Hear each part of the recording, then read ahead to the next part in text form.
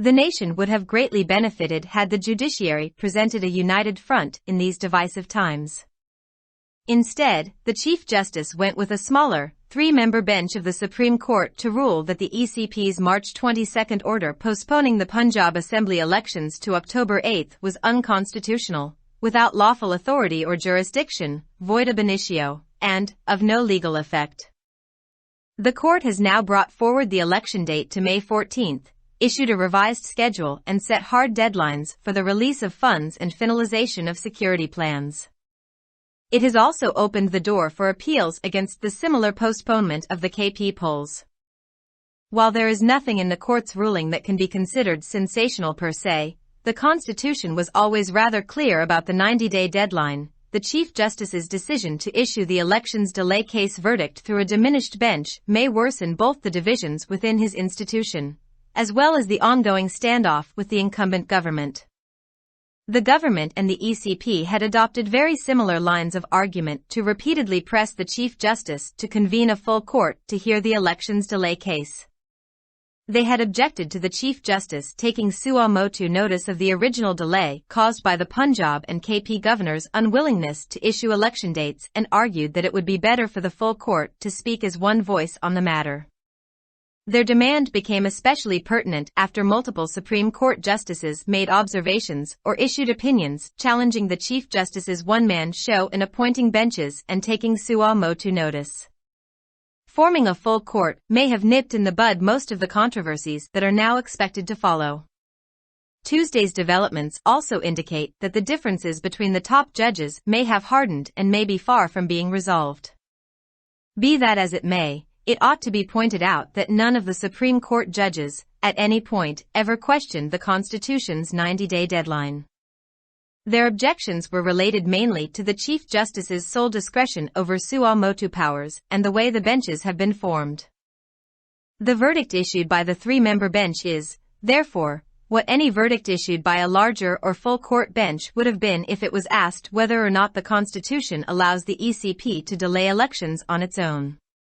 There is, therefore, little logic in resisting or, worse, rejecting the verdict.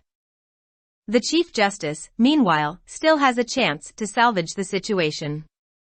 He should not continue to ignore the concerns being raised from within his court and without.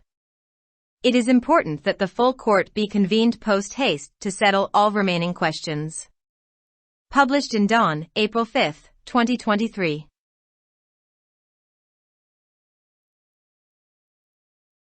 Subscribe our channel. Dawn Vocabulary. youtube.com/@dawnvocabulary.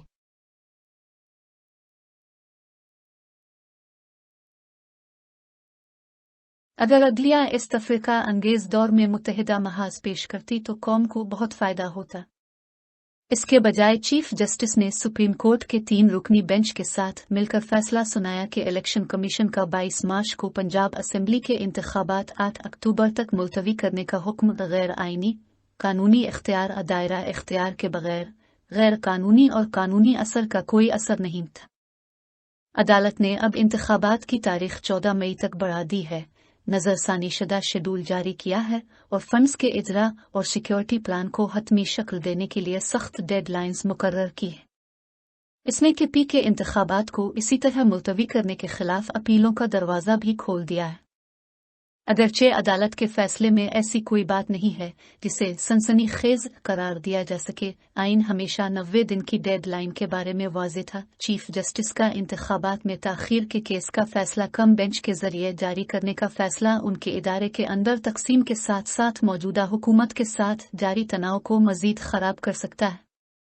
हुकूमत और election commission ने इसी तरह की दलील इख्तियार करते हुए चीफ जस्टिस पर बार बार दबाव डाला था कि वो इंतखाबात में ताख़ीर के केस की समाअत के लिए फुल कोर्ट तलब करें।